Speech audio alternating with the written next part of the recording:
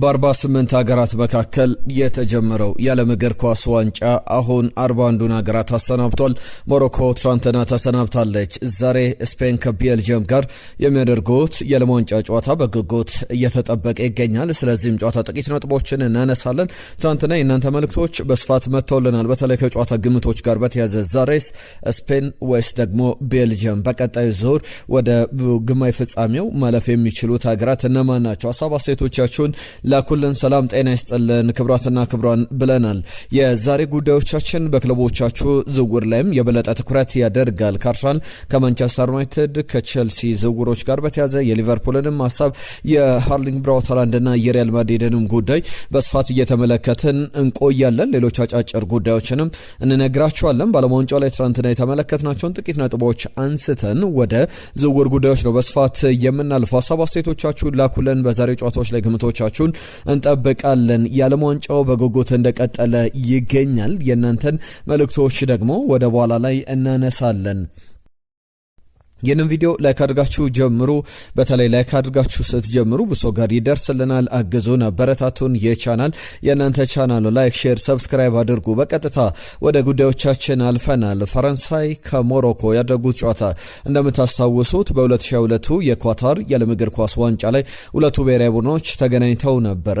ቲዮ ሄርናንዴዝ እንዲሁም ደግሞ ራንደል ኮሎሞኒ ግቦችን አስቆጥሮ ጨዋታው 2-0 በሆነ ውጤት ተጠናቆ ነበር። በዛ ጨዋታ ላይ የፈረንሳይ ብሔራዊ ቡድን የበላይነትን የተመለከትንበት ጨዋታ ነው። ትናንትናም በሞሮኮ ብሔራዊ ቡድን በኩል የበለጠ የተረጋጋ የበለጠ ጨዋታውን መቆጣጠር የሚፈልግና ምናልባት ወደ መለያ ምቶች ጨዋታው ቢያመራ ትልቅ አድቫንቴጅ እንደነበረው ምልክቶችን ያሳየ ብሔራዊ ቡድን ነው። ለምሳሌ በጨዋታው ላይ ኬሊያን ኤምባፔ ፍጹም ቅጣት ምት ተገኝቶ ነበረ። በሞሮኮ ብሔራዊ ቡድን በኩል ነስሩል ማዝራዊ የሰራው ጥፋትን ተከትሎ በቀጥታ ኬሊያን ኤምባፔ ፍጹም ቅጣት ምቱን ያስቆጥራል ተብሎ ነበር። ያሲን ቦኖ ግን ፍጹም ቅጣት ምት ላይ ኤክስፐርት እንደሆነ እስካሁን በዓለም እግር ኳስ ዋንጫ ላይ ከዚህ ከመለያ ምቶች ውጪ በፍጹም ቅጣት ምት ላይ 4 ፍጹም ቅጣት ምቶችን በጨዋታው ላይ መዳን ችሏልና ትናንትናም የኬሊያን ኤምባፔን ፍጹም ቅጣት ምት መዳን ችሎ ጨዋታው ላይ ሌላ መልክ ያለው አካሄድ ተመልክተን ነበር። ለምሳሌ የግብጽ ብሔራዊ ቡድን ጨዋታን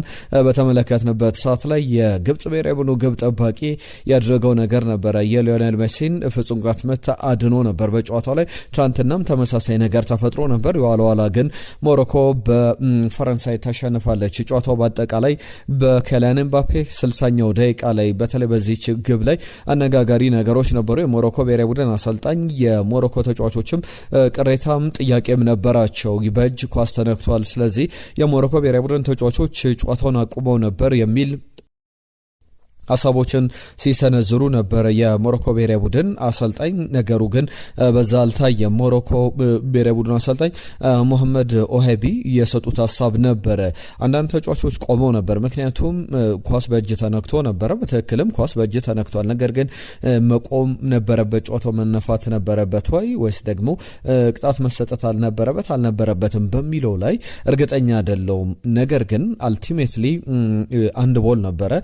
ስለዚህ የኬሊያን ኤምባፔም የግል ጥረት ብቻ ያችን ኳስ አስቆጥሮ ጨዋታው ላይ ልዩነት ፈጥራለች። ከዛ በኋላ ኬሊያን ኤምባፔ ወዲያው ሌላ ግብ አሲስት አደረገና በጨዋታው ላይ ጨዋታው በአጠቃላይ ኦዝማን ዴምቤሌና ኬሊያን ኤምባፔ ባስቆጥሯቸው የ6 ደቂቃ ልዩነት ግቦች 60ና 66ኛው ደቂቃ ላይ ፈረንሳይ 2-0 በሆነ ውጤት አሸንፋለች። የሞሮኮ ብሔራዊ ቡድን ሲከተለው የነበረው ጨዋታ እንዴት ያለ ነበረ? ኳሱን ወደ ኋላ ለመመለስ ይሞክር ነበረ። ኳሷን መልሶ በግብ ክልላቸው ላይ ያሲን ቦኑ ብዙ ኳስ ሲነካ ነበረ። አዩብ ዋዲ ከያሲን ቦኑ አጠገብ በተደጋጋሚ ተመልክተናል። የሞሮኮ ዲፌንሲቭ ሚድፊልደር ነበረ እነ ኦናይ እንዲሁም ደግሞ ሌሎችም ተጫዋቾች በሞሮኮ ብሔራዊ ቡድን በኩል በግብ ክልላቸው አካባቢ የፈረንሳይ ብሔራዊ ቡድንን ተጫዋቾች ወደኋላ ወደ ሞሮኮ የግብ ክልል ለመሳብ ሞክረው ነበረ።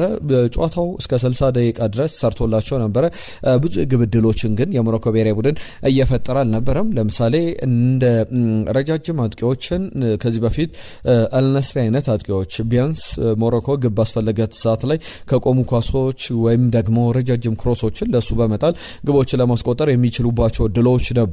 ኳሶችን ባገኙባቸው አጋጣሚዎች ግን የሞሮኮ ተጫዋቾች ታልቢም ጭምር ከዛ በተጨማሪም በዚህ በቀይ መስመር አጥቂነት ደግሞ የገባው ብራሂም ዲያዝም ጭምር ኳሶቹን እየገፉ በራሳቸው ጥረት አንድ ለአንድ እየተገናኙ ለማለፍ ሲሞክሩ ነበር። ነገር ግን አዳጋች ውሳኔዎችን ሲወስኑ ተመልክተናል። በአጠቃላይ ሞሮኮ ከጨዋታው ተሰናብታለች። ከዓለም ዋንጫው 41ኛ ሀገር ሆናለች። እስከ ሩብ ፍጻሜ ድረስ ተጉዛለች። ሩብ ፍጻሜ ድረስ ያልገቡ ቡድኖችን ስንደምር 40 ቡድኖች ተሰናብተው 8 ቡድኖች ቀርተው ነበር። አሁን ግን ሞሮኮም ተሰናብታለች። የቀሩት 7 ቡድኖች ናቸው። ዛሬም የሚጠበቁ ጨዋታዎች አሉ። ስለ ጨዋታዎቹ በስፋት እናነሳለን። ትናንትና ግን ኬሊያን ኤምባፔ ቁጥሮቹ የሚያስገርሙ ናቸው። ባለፉት 3 የዓለም እግር ኳስ ዋንጫዎች ላይ ሩሲያ 2018 ከዛ በተጨማሪም 2022 ኳታር ላይ ከዚህኛው የዓለም እግር ኳስ ዋንጫ ስንደምር ኬሊያን ኤምባፔ ቢያንስ ብሔራዊ ቡድኖች ደረጃ 20ና ከዛ በላይ ግቦችን ያስቆጠሩ ቡድኖችን እንመልከት።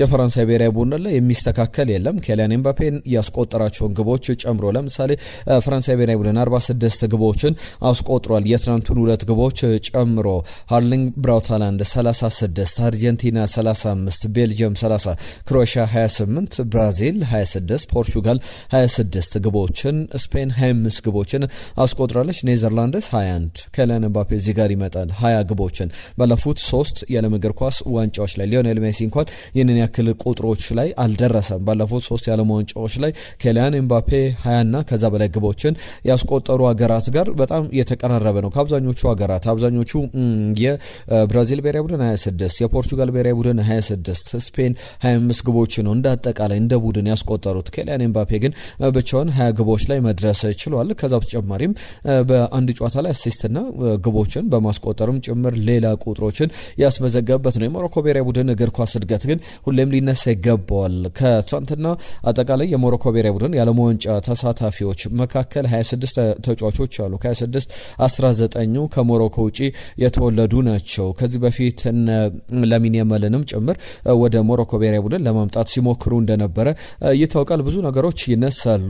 ለኛም ሀገር በጣም ብዙ ትምህርት ሊሆን የሚችል ጉዳዮች ያሉበት ነው። ለሁሉም የትናንትና የዓለም ዋንጫ ጉዳይ በዚህ የሚጠናቀቅ ይመስላል። ሞሮኮ ተሰናብታለች። ፈረንሳይ ኬሊያን ኤምባፔን ይዛ ወደ ቀጣዩ ዙር አልፋለች። ኬሊያን ኤምባፔ ጉዳት ያስተናገደ ይመስላል። ተቀይሮም ወጥቷል።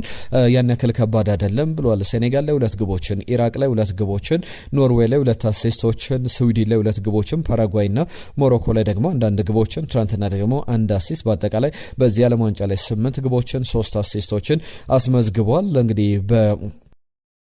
የሚገርም ጉዞ ላይ እንዳለ ማንሳት ይቻላል። ኬሊያን ኤምባፔ እንግዲህ ትናንትና ፍጹም ቅጣት ምቱ ሲስት 3 ደቂቃ ከ12 ሰከንድ መጠበቅ ነበረበት። ፍጹም ቅጣት ምቱ እስኪመታ ድረስ በጣም የሚያነጋግሩ ነገሮች አሉት። የስፔን ብሔራዊ ቡድን ጨዋታ ዛሬ ይጠበቃል። ስፔን ከቤልጅየም ጋር የሚያደርጉት ጨዋታ፣ በዚህ ጨዋታ ላይ ትኩረት የሚሰጣቸው ነገሮች አሉ። በዋነኝነት የሁለቱ ቡድኖች በተለይ ወርቃማ ጊዜ በቤልጅየም ብሔራዊ ቡድን በኩል ያለፈ ይመስላል። ነገር ግን አሁንም የመጡበት መንገድ በቀላሉ እንዲታዩ የሚያደርጋቸው አይደለም። ሁለቱ ቡድኖች ለመጨረሻ ጊዜ የተገናኙት 2016 ላይ ነበር። በወዳጅነት ጨዋታ ስፔን 2-0 ያሸነፈችበት ጨዋታ። ከዛ በፊት በዓለም ዋንጫ ኳርተር ፋይናል ላይ ስፔን 5-0 አሸንፋ ነበረ። 2009 የነበረ የዚህ የዓለም ዋንጫ የማጣሪያ ጨዋታ ላይ። ከዛ በተጨማሪ ቤልጅየምም በደርሶ መልስ ስፔን የ2008 እና 2009 ላይ ለዓለም ዋንጫ ለ2010 የዓለም ዋንጫ አንድ ምድብ ላይ ነበሩ። በደርሶ መልስ ስፔን አሸንፋለች። ከዛ በፊት የነበሩ በዓለም ዋንጫ የማጣሪያ ጨዋታም የተገናኙበት መርሃ ግብር ነበር። ይህንንም ስፔን ሁሉንም ያሸነፈችበት። በመጨረሻ 5 ጨዋታዎች ላይ 5ቱም በስፔን የበላይነት 0 ድል ለቤልጅየም የተመዘገበበት ነው። የመጀመሪያ ድሏን ታስመዘግብ የሆነ ወይስ ደግሞ እነ ላሚን ያማል፣ ሚኬል ኦያርዛባል አይነት ተጫዋቾችን የያዘችው ስፔን በነ ፔድሪ በነ ሮድሪ የተመራች ጥሩ ጉዞ እያደረገች ይገኛል። በዓለም ዋንጫው ላይ እስካሁን በስፔን ብሔራዊ ቡድን በኩል ጉዞ የሚያስገርም ነው። አሰልጣኝ ሉዊስ ዳላ ፉዌንቴ በተለይ በግብ ጠባቂ ቦታ ላይ ጥያቄዎች ይነሱባቸው ነበረ። ማንን ነው ማሰለፍ ያለባቸው? የባለፉት ዓመታት የፕሪሚየር ሊጉ ምርጡን ግብ ጠባቂ ዳቪድ ራያ ወይስ ደግሞ ኡናይ ሲሞንን ወይስ ደግሞ ጆን ጋርሺያን የባርሰሎና የላሊጋ አሸናፊውን? እነዚህ በጣም 3 የዓለማችን የትኛውን ብሔራዊ ቡድን ላይ ሊጫወቱ የሚችሉት። ዳቪድ ራያ በእንግሊዝ ብሔራዊ ቡድን ቢገኝ በእንግሊዝ ብሔራዊ ቡድን ይጫወታል። ፈረንሳይ ብሔራዊ ቡድን ውስጥ ቢጠራ ለፈረንሳይ ብሔራዊ ቡድን መጫወት የሚችል ነውና በጣም በብዙ ብሔራዊ ቡድኖች ላይ መጫወት የሚችሉ ግብ ጠባቂዎችን የያዘች ናት ስፔንና እስካሁን ምንም ግብ አልተቆጠረባትም። ሳውዲ አረቢያን መጀመሪያ ከኬፕ ቨርድ ጋር 0-0 ከሳውዲ አረቢያ ጋር 4-0 አሸነፈች። ዩራጓይን 1-0 ኦስትሪያን ያሸነፈችበት የ3-0 ውጤት ይጠቀሳል። 32 ጥሎ ማለፍ ውስጥ 16 ጥሎ ማለፍ ውስጥ ደግሞ ፖርቹጋልን በሚካኤል ሜሬኖ ብቸኛ ግብ 1-0 አሸንፋለችና እስካሁን በነበሩ ጨዋታዎች አንድ ያቻ ውጤት፣ አራቱም በድል ምንም ግብ አልተቆጠረባትምና የስፔን ብሔራዊ ቡድን ጉዞ ምናልባት ለፈረንሳይ አስጊ ከሚሆኑ ብሔራዊ ቡድኖች መካከል አንደኛው ነው። ፈረንሳይ በአስደናቂ ጉዞ ቀጥሏል። ትናንትና ግን የፓራጓይ የባለፈውም ጨዋታ ላይ ኬሊያን ኤምባፔ ሱፍ ለብሰን ሙሉ ልብስ ለብሰን አይደለም፣ እዚህ ቶክሲዶ ለብሰን አይደለም የተገኘ ነው፣ ዳርክ አርትን መጥፎ እግር ኳስን አስጠሊታ ጨዋታም ለመጫወት የምንመችነን የማይከብደንም የሚል አስተያየትን በሰጠበት ጨዋታ ላይ ምንም እንኳን 1-0 ጨዋታውን ቢያጠናቅቁም በዛ ጨዋታ ላይም በፍራንሳዊ ብሔራዊ ቡድን በኩል እንደ ምድብ ጨዋታዎች በጣም የቀለላት መርሃ ግብር አልነበረም። ለሁሉም እነዚህ ጨዋታዎች በስፋት ይነሳሉ። ግምቶቻችሁን ላኩልን። እንዳጠቃላይ ከስፔን ፈረንሳይ ብሔራዊ ቡድኖች ጋር የሚነሱ ሀሳቦች አሉ። ስለ ዝውውር ጉዳዮች ደግሞ በስፋት እንመልከት። ዝውውሮችን በተመለከተ በየክለቦቻችሁ አዳዲስ ጉዳዮች ሰምተናል። ለማንቸስተር ዩናይትድ ሂር ዊ ጎ የተባለለት ዝውውርን ተመልክተናል። ከማንቸስተር ዩናይትድ ጋር በተያዘ ግብ ጠባቂ በተለይ ደግሞ የአንድሬስ ሳንቶስ ጉዳይ ሲነሳ ነበር። የሶለመንስን ተጠባባቂ ሊያስፈርም እንቅስቃሴ ላይ እንዳለ ስንሰማ እንደነበር ይታወቃል። ሂር ዊ ጎ የተባለለት ዝውውር ካርል ዳርሎ ይባላል። የሌድስ ዩናይትድ ግብ ጠባቂ ነው። ከዛ በተጨማሪ ለማንቸስተር ዩናይትድ አንደኛ የፕሪሚየር ሊግ ኤክስፒሪየንስ አለው።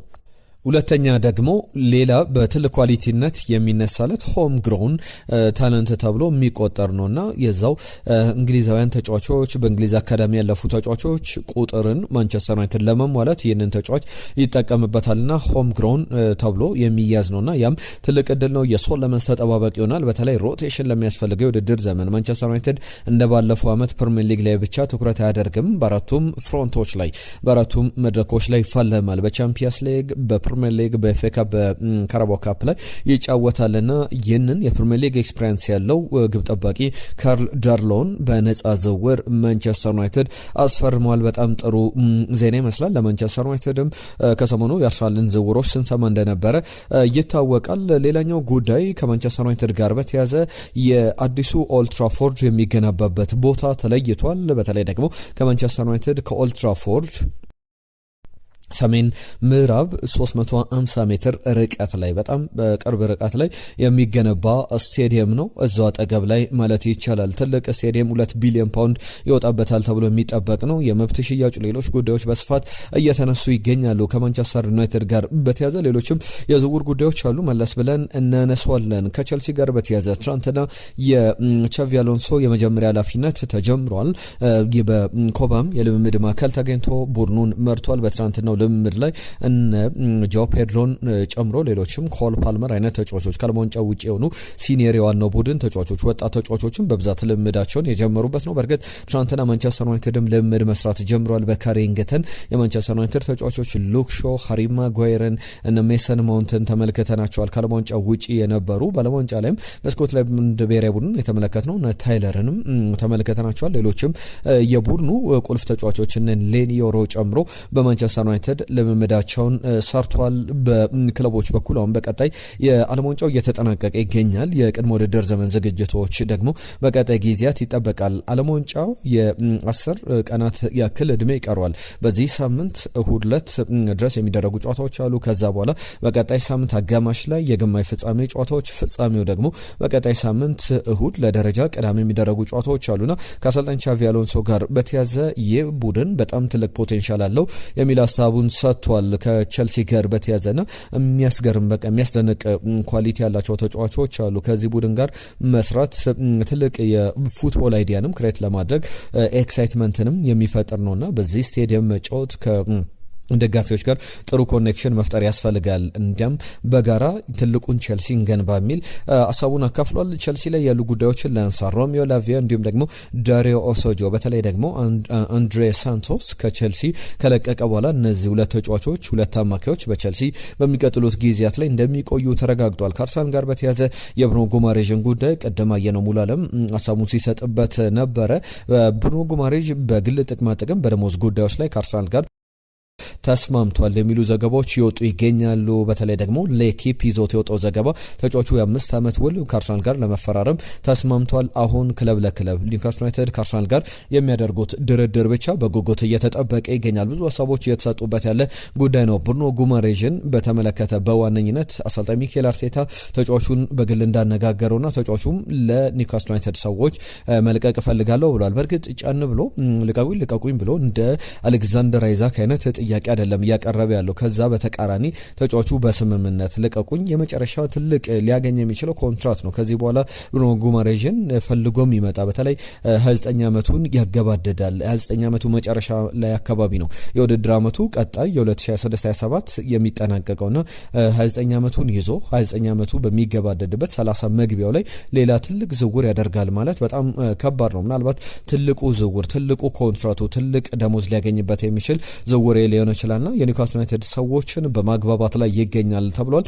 አርሰናል 65 ሚሊዮን ፓውንድ ድረስ ሊከፍል የሚችልበት እድል አለ። ከዛ ውጭ ግን ሌሎች ትልልቅ ክፍያዎች ላይኖሩ ይችላሉ የሚሉ ሀሳቦችን እየተመለከተን እንገኛለን። ከብሩኖ ጉማሬዥ ጋር በተያዘ የሚነሳ ነው። ኒውካስል ዩናይትድ ለምሳሌ ሳንድሮ ቶናሊን 100 ሚሊዮን ዩሮ አውጥቶ መሸጡ ይታወቃል። 100 ሚሊዮን ፓውንድ ላይ መሸጡ ይታወቃል ቶናሊን። ከዛ ውጪ ግን የአንቶኒ ጎርደንም ዝውውር አለና ለምሳሌ በቶናሊ ዝውውር ብቻ በዞመነን ቱሬን ከጀርመን ቡንደስሊጋ የዓመቱ ዊንገር ተጫዋች ነው። ጆን መንዘምቢን ይህም ተጫዋች በስዊዘርላንድ ብሔራዊ ቡድን 3 ግቦችን አስቆጥሯል። አሲስቶች ያሉት ባለሙያ ዋንጫው ላይ ሾን ስቱወር የተባለ የአያክስ አምስተርዳም የ18 ዓመት ወጣት ተጫዋች አማካኝ ስፍራ ላይ አስፈርሟል። እነዚህ ተጫዋቾች ኒውካስል ዩናይትድን በደንብ ያጠናክራሉ ተብሎ ይጠበቃል። ከማንቸስተር ዩናይትድ ጋር በተያዘ እየተነሳ ያለ ጉዳይ የብዙ ደጋፊዎች ጥያቄ ነው። በተለይ ኤደርሰንን በተመለከተ ብራዚላዊው ባለዋንጫ ምክንያት የዘገየ ዝውውር ነበር ማለት ይቻላል። ማንቸስተር ዩናይትድ ስምነት ላይ ደርሶ ከአታላንታ ጋር በ45 ሚሊዮን ዩሮ በተለይ በአጠቃላይ ወደ 40 ሚሊዮን ዩሮ አካባቢ የሚከፈልበት ዝውውር እንደነበረ ሰኔ ላይ ስምነት ላይ መድረሳቸው በሁለቱ ክለቦች መካከል ይታወቃልና የመጀመሪያ ሕክምናውን አድርጓል የሚሉ ዘገባዎች አሉና አሁን በቀጣይ ቀናት ዛሬ ወይም ነገ ዛሬ በእርግጥ ሁለቱን ዝውውሮች የአንድሬ ሳንቶስ እንዲሁም ደግሞ የካርል ዳርሎን የግብ ጠባቂውንና የማካኝ ስፍራ ተጫዋቹን ዝውውሮች ዛሬ ማንቸስተር ዩናይትድ ይፋ ያደርጋል። በካሪንግተን ተገኝተው የመጀመሪያ ይፋዊ ፊርማቸውን ፈርመው በቀጣይ ቀናት ደግሞ ከቡድኑ ጋር ልምድ መስራታቸውን ይቀጥላሉ። ኤደርሰንን በተመለከተ ደግሞ ወደ ዩኬ ወደ እንግሊዝ ወደ ማንቸስተር ከተማ መጥቶ የሕክምና ምርመራውን በቀጣይ ቀናት ያደርጋል። ቅዳሜ ወይ እሁድ የሚጠናቀቅ ዝውውር እንደሆነ እየሰማን እንገኛለን። ከአርሰናል ጋር ያዘ ሌላኛው የዝውውር ጉዳይ የአንቶኒዮ ኑሳ ጉዳይ ነው። የኖርዌይ ብሔራዊ ቡድን ተጫዋች ነው። በዓለም ዋንጫ ላይ ከተቆጠሩ ምርጥ ግቦች መካከል ዘንድሮ በዚህኛው የዓለም ዋንጫ ላይ ግብ አስቆጥሯል። የሚገርም አይነት ግብን አስቆጥሯል። ኮትዲቫር ላይ ያስቆጠራት ግብ የምትታወስ ናትና የኖርዌይ ብሔራዊ ቡድን ተጫዋች ነው። አንቶኒዮ ኑሳን በተመለከተ በቶትናም በኒውካስል ይፈለጋል። አርሰናልም እዚሁ ጨረታ ውስጥ ገብቷል የሚሉ ሀሳቦች አሉ። ከ50 እስከ 60 ሚሊዮን ዩሮ ለተጫዋቹ ለብዜሽ ይፈልጋል። ተጫዋቹን ለማስፈረም ደግሞ ጥረት እየተደረገ ይገኛል። ሊቨርፑልን በተመለከተ ቅድም አሉ ከደቡብ አፍሪካ ጥያቄ ሲያነሳልን ነበር። ሊቨርፑልን በተመለከተ ምን አዲስ ነገር ተሰምቷል በሚለው ጉዳይ ላይ የንኩባ ሚንቴን ዝውውር ለማጠናቀቅ ሊቨርፑል እንቅስቃሴ እያደረገ ይገኛል። በተለይ ያን ዲያሞንዴን ለማስፈረም ፍላጎቶች ነበሩ። ዲያሞንዴን በተመለከተ አርቢ ላይፕዚግ የሚጠይቀው ጥያቄ አለ። የአርቢ ላይፕዚግ ጥያቄ 80 ሚሊዮን ፓውንድ ወይም ደግሞ 100 ሚሊዮን ዩሮ በላይ ደርሷል። ሊቨርፑል 100 ሚሊዮን ዩሮ አቅርቦ ነበር። ነገር ግን ላይፕዚግ እስከ 130 ሚሊዮን ዩሮ ክፍያ አጠቃላይ ከናዶንሱ ይፈልጋል። ያን ደግሞ ሊቨርፑል ለዚህ ተጫዋች በተለይ ዓለም ዋንጫ ላይ ካሳየው ብቃት ጋር በተያያዘ ዓለም ዋንጫ ላይ አቨሬጅ የሚባል ብቃት ነው ያለው ያሳየው። እንደ አማድ ያለው እንኳን የተለየ ኳሊቲዎችን በደንብ ግብ አስቆጣሪነቱን ወይም ደግሞ ቲፒካል ኤሊት ክለብ ላይ መጫወት የሚችል ተጫዋች ስለመሆኑ ያሳየው ነገር የለምና አሁን ያንኩባ ሚንቴን ከፕሪሚየር ሊግ ልምድ ያለው ከብራይተን ተጫዋቹ ለማስፈረም እንቅስቃሴ ላይ ይገኛል። የሜሰን ግሪንውድ ጉዳይ ከማንቸስተር ዩናይትድ ጋር ይያዛል። ግሪንውድ ከለቀቀ ማንቸስተር ዩናይትድ የሆነ አይነት ክፍያ ከማርሴይ ያገኛል። ቢያንስ 40 ወይም ደግሞ 50 በመቶን የሽያጩን ያገኛልና ከአትሌቲኮ ማድሪድ ጋር በተያዘ 50 ሚሊዮን ዩሮ ለመሰን ግሪንውድ ለመክፈል ፍላጎት አለው። ፌነርባቼም ስምምነት ላይ ደርሷል ከተጫዋቹ ጋር በግል ጥቅም ጉዳዮች ላይ። ነገር ግን አሁን እድሎቹ ወደ ፌነርባቼ የሚሄድ ነው። ለተጫዋቹ እድገት ግን ለተጫዋቹ አጠቃላይ ሂደት ለመመልከትም ተጫዋቹን ወደ ላሊጋው ቢሄድ ላሊጋውም ላይ በሄታፌ መጀመሪያ ጊዜያት ላይ ከማንቸስተር ዩናይትድ እንደወጣ ወደ ሄታፌ ሄዶ ተመልከተ ነው እንደነበረ ይታወቃልና እነዚህ ጉዳዮች በስፋት እየተነሱ ይገኛሉ። ብዙ ሀሳቦች እየተሰጡባቸው ይገኛሉ። አዳዲስ የተባሉ ጉዳዮችን አንስተናል። በየክለቦቻችሁ ኤርሊንግ ብራውት ሃላንድን በተመለከተ ሪያል ማድሪድ አሁንም ፍላጎቶች እንዳሉት የሚያሳዩ ዘገባዎችን ተመልክተናል። የኤርሊንግ ብራውት ሃላንድ ጉዳይ የ5 ዓመቱን አጥቂ በተመለከተ ሪያል ማድሪድ በቀጣይ ጊዜያት ላይ በተለይ የዚህኛው የዝውውር መስኮት ቢያልፍ እንኳን በቀጣይ ተጫዋቹን ለማስፈረም ፍላጎት አለው። የሮድሪን ጉዳይ ግን ሪያል ማድሪድ ቶታል የሚሉ ጉዳዮችን ሰምተናል። ትናንትና የእናንተ መልእክቶች በስፋት መጥተውልናል። በተለይ ደግሞ የግምቶቻችሁ 400 ሰዎች አካባቢ ድምጽ ሰጥታችኋል። ጨዋታውን ማን ያሸንፋል በሚል አንድ የለጠፍነው ለጠፍ ነበረ። በዚህ በዩቲዩብ ቻናላችን ላይ ሞሮኮ 59 በመቶ አግኝታለች። ሞሮኮ 41 በመቶ፣ ፈረንሳይ ደግሞ 49 በመቶ 409 ሰዎች ድምጽ ሰጥተውበታል። ከዛ ውጪ ሸምሰዲን 3-1 በሆነ ውጤት ሞሮኮ ታሸንፋለች ብሎ ነበረ ሸምሰዲን ሙሳ። እንዲሁም ደግሞ አብዲ ረሂም 2-1 ፈረንሳይ ታሸንፋለች ብሎ ነበረ። አብርሃም ገመደም የጻፈልን መልእክት ነበረ። ፈረንሳይ አሸናፊነቷ የፈረንሳይ ብሔራዊ ቡድን ነው የሚል መልእክቱን አስቀምጦልን ነበር። ትናንትና የእናንተ መልእክቶች በስፋት መጥተውልናል። አጠቃላይ ከብሔራዊ ቡድን ግምቶቻችሁ ጋር በተያያዘ አንዳንድ ነጥቦችን እናንሳ። ወደ ዝውውር ጉዳዮቻችን ከማለፋችን በፊት ትናንትና የፈረንሳይ ብሔራዊ ቡድን የአርጀንቲና ብሔራዊ ቡድን የተመለከቱ መልእክቶች መጥተውልናል። የአፍሪካ ብሔራዊ ቡድኖች እንዲሁ ዛሬም የሚያበቃላቸው ይመስለኛል ሲል ነበረ ሰይፈዲን። እንደዛም ተጠናቋል። ከዛ ውጪ ደግሞ ቶሌ ወቁ መንግስቱ የጻፈልን መልእክት አለ። አርጀንቲና ጥሩ አድርጋለች። እንግዲህ በተለይ ደግሞ በፖርቹጋልና በክሮኤሽያ በኩልም ተመሳሳይ ችግሮች ነበሩ አይነት አስተያየቱን ሰጥቶናል። መሰረት ፈረንሳይ 2 ሞሮኮ 1 ብላ ግምቷን ልካልን ነበረ። ኪቤዳኒ ፈረንሳይ 2 ሞሮኮ 1። ቶማስ ሙልጌታ ከደቡብ አፍሪካ ስዌቶ የጻፈልን መልእክት ነው። ደቡብ አፍሪካ አኬ ከደቡብ አፍሪካ ሰላም ቤስቶች እንዴት ናቸው? አርጀንቲናና ግብጽ ጨዋታ ዳኛ ምንም አይነት ስህተት አልሰራም። እንደኔ ግምት ፊፋ ያጠፋው ቦታው ቢኖር ሶማሊያዊ ዳኛ ላይ እንዲሁም ደግሞ የተሰጠ ቀይ ካርድን መሻሩን በተመለከተ ያነሳቸው ሀሳቦች አሉ። አሜ ከጭሮ ከተማ የጻፈልን መልእክት አለ። ፈረንሳይ 2 ሞሮኮ 1 ብሎ ግምቱን አስቀምጦ ነበረ። በትክክል አልተገመተም። ሽመልስ ለገሰ ሰላም ቤስቶች እንዴት ናችሁ? ለምታደርሱ መረጃ ከልብ እናመሰግናለን። ሰዓት ቢጨመር ብሎናል፣ ለማስተካከል እንሞክራለን። ከዛ ውጪ አህመድ ከጅቡቲ የጻፈልን መልእክት አለ። ጨዋታው እንደኔ አስቸጋሪ መሆኑ አይቀርም ሲል ነበር። የሞሮኮና የፈረንሳይ ጨዋታ እንደ ሀገር ሞሮኮ ብታልፍ ደስ ይለኛል፣ ፈረንሳይ ግን ትከብዳለች። ሆኖም ግን 0-0 ይጠናቀቅና በመለያ ምት ከደረሱ ሞሮኮ ብታልፍ መርጣለሁ። ፈረንሳይ ከአርጀንቲና ቢገናኙ በፍጻሜ ያኔ ቀን ይወጣል። ሰው በቀለሙ በቆዳው ለሚያሸማቅቁ አርጀንቲናውያን እንግዲህ ትምህርት እንዲሰጡ ፈረንሳያን እፈልጋለሁ የሚል መልእክቱ ልኮልናል። አየነው ሙሉዓለም ከአርሰናል ዝውውሮች ጋር በተያያዘ አርሰናል ብሩኖ ጉማሬዥን ማስፈረም የለበትም። ለ28 ዓመት ዕድሜ ላለው ተጫዋች እንኳን 65 ሚሊዮን ፓውንድ 55 ሚሊዮን ፓውንድም ይበዛበታል። ኒውካስል የጉማሬዥን ዋጋ 80 ሚሊዮን ፓውንድ ነው ብሎ አርሰናልን ተስፋ ቢያስቆርጥ ምርጫዬ ነው ብሏል። በተረፈ ፈረንሳይ 2 ሞሮኮ 2 ፈረንሳይ 3 ብሎ አስቀምጦልናል። ኪያ ፈረንሳይ 3 ሞሮኮ 1። ከዛ በተጨማሪ አሉ ከደቡብ አፍሪካ የሊቨርፑልን ጉዳዮች አንስቶልናል። ፈረንሳይ 3-1 ታሸንፋለች ብሎናል። እናነሳለን የሊቨርፑልን ጉዳይ በተመለከተ። ከዛ በተጨማሪ በሪያ ግርማይ ከመቀለ የጻፈልን መልእክት አለ። መኑኝ ፈረንሳይ ዳኛ ግብጾችን በመጣል አርጀንቲና ውለታ ውሏል። አሁን ደግሞ አርጀንቲናዊ ዳኛ ሞሮኮን በመጣል ለፈረንሳይ ውለታ ይውላል የሚል ሀሳቡ ልኮል ነበር። ነጂብ ሰንገሮም የጻፈልን መልእክት አለ። ሞሮኮ 2 ፈረንሳይ 3 ብሎ አንድሪ ሳንቶስ ጥሩ ተጫዋች ነው፣ ለማንቸስተር ዩናይትድ ጥሩ ዝውውር ነው፣ ቸልሲ ቤት ቦታ አያገኝም፣ ፊፋውንም በሙስና እየተበላሸ ይገኛል ብሏል። ሙሳ አሌክዛንድር አርጀንቲና መቼም እንድንጠላት ያደረገኝ የዓለም ዋንጫ ነው፣ በጣም ያሳዝናል አፍሪካ ላይ የሚደረገው ግፍ ብሎናል። ከዛ በተጨማሪ ተከተል ፈረንሳይ 3-1 ታሸንፋለች። መልካም ድል ለፍራንስ ብለውናል።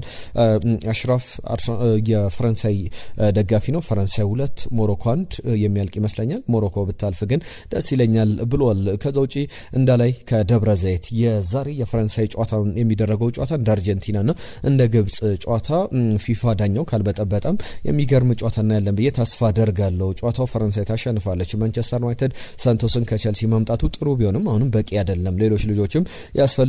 ልጁ ግን ልዩ ነው። አርሰናል ብሩኖ ጉማሬዥን ለማስፈረም ቢፈልግም ኒውካስል ዩናይትድ በቀላሉ አይለቅም። መመኑኝ የዝውውር ረጅም ጊዜ ይፈጃል ብሏል። ብሬ ፈረንሳይ 2 ሞሮኮ 0 ብሎ በትክክል የገመተ አድማጫችን ነው። ለሁሉም ሁላችሁንም ከልብ እናመሰግናለን ስለጻፋችሁልን፣ ስለሰጣችሁን ሀሳቦች በሙሉ። ለሁሉም ስፖርታዊ ጉዳዮቻችን እነዚህን ይመስሉ ነበር። ክቡራትና ክቡራን ሀሳብ አስተያየት መልእክቶቻችሁን ጻፉልን። እንዲሁ ቪዲዮቻችንን ላይክ፣ ሼር፣ ሰብስክራይብ አድርጉ። የዛሬን እዚህ ላይ ያጠናቀቅን። ለሰጣችሁን ጊዜ ለሀሳብ ላስተያየቶቻችሁ በሙሉ ከልብ እናመሰግናለን። ጤና ይስጥልን።